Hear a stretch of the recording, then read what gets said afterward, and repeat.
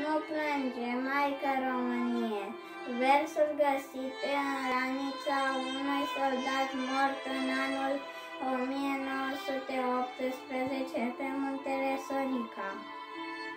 Nu plânge, Maică Românie, că am să mor neîmpărtășit. Un glonț pornit spre pieptul tău, cu pieptul meu eu l-am oprit. Nu plânge, Maică Românie, e rândul nostru să luptăm și cu pământul cel ne arde, nici o fărâmă să nu dăm.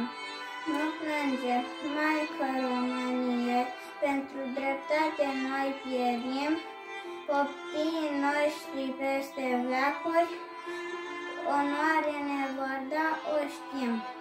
Nu plânge, Maică Românie, adună toți cei buni sub soare, ne cheamă și pe noi la praznic, că România va fi mare.